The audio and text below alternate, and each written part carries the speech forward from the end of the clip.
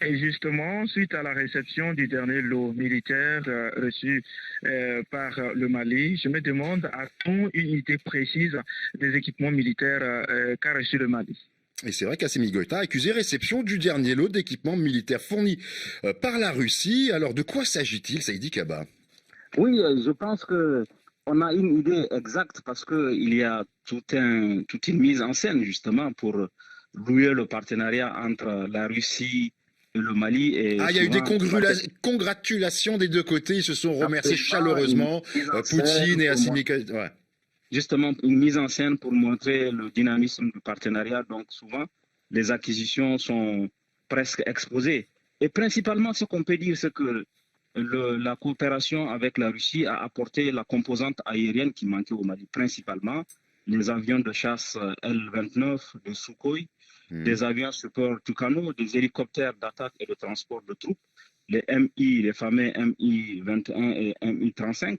Et puis, il y a des radars de reconnaissance en plus de l'armement et des munitions. Donc, ce sont principalement une composante aérienne, une petite comment dire, aviation de combat que la Russie a fourni. Aujourd'hui, on a dépassé la demi-douzaine d'avions de combat et d'avions de transport de troupes que la Russie a effectivement fourni au Mali. Voilà, et le Mali qui avait annoncé avoir levé près de 420 millions d'euros sur le marché sous-régional pour acheter tout ça, c'est ça? Oui,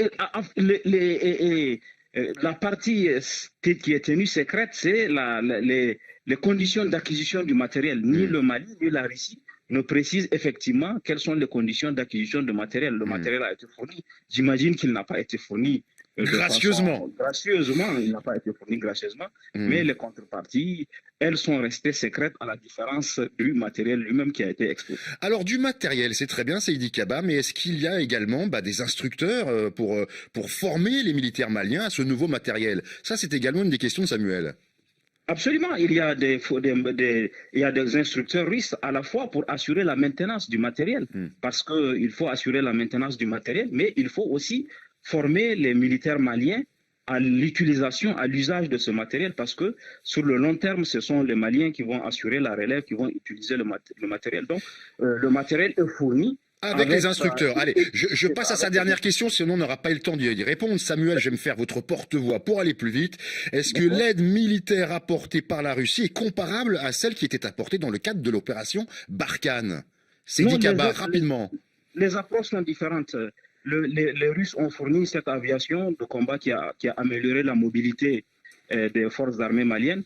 La France offrait, avant la brouille, la France offrait plutôt une assistance en couverture aérienne à la demande, et assurer par exemple le transport des blessés, des FAMA vers les hôpitaux et fournissait ponctuellement du renseignement. Donc, les deux approches sont différentes. En plus de ça, il y a la composante multilatérale puisque la France participe à l'EITM et il y a aussi Cap Sahel Mali. Et la France participe aussi à la formation des unités spéciales telles que les Hmm. Garci maliens et telles que la Forsat. Donc c'est plutôt dans ce domaine-là, dans ce registre-là que la France accompagne le Mali.